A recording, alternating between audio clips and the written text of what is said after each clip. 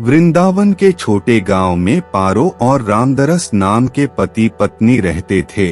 वह दोनों आंखों से देख नहीं पाते थे और हर रोज भिक्षा मांगकर ही अपना जीवन व्यतीत करते थे। दोनों श्री कृष्ण की भक्ति किया करते थे। भोजन से पहले वह उस भोजन का प्रसाद लगा दिया करते थे। उस प्रसाद को अपने भोजन के पात्र में थोड़ा सा मिलाकर बाकी किसी दूसरे गरीब को खाने को दिया करते थे। श्री कृष्ण भी उनकी भक्ति से बहुत ज्यादा प्रसन्न थे। इसी कारण उनको कभी भूखे पेट सोने नहीं दिया करते थे।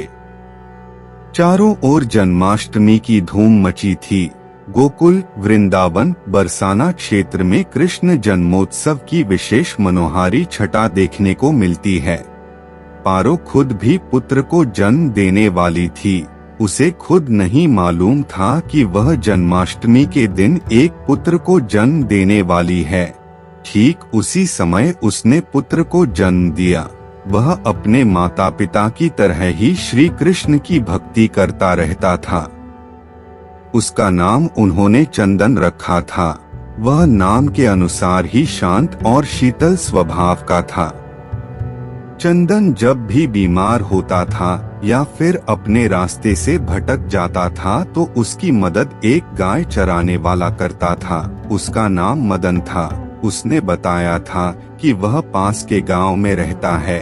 जब भी चंदन के परिवार पर कोई विपत्ति आती तो मदन सदैव रखवाला बनकर खड़ा रहता था।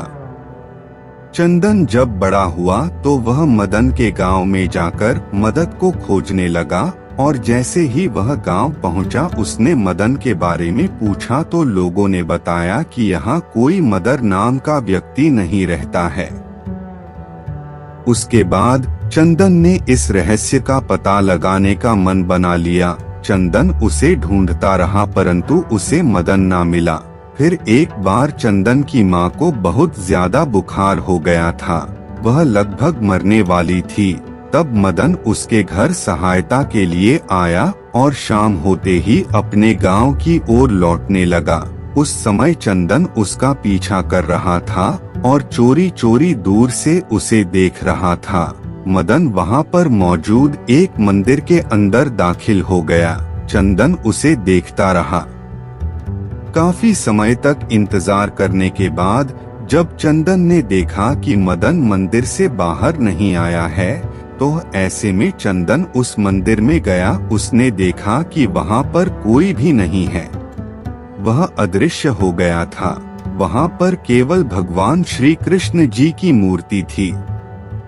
चंदन समझ गया था कि वह मदन कोई और नहीं स्वयं श्री कृष्ण जी ठीक है जो उनके परिवार की हर मुसीबत में रखवाली करते हैं।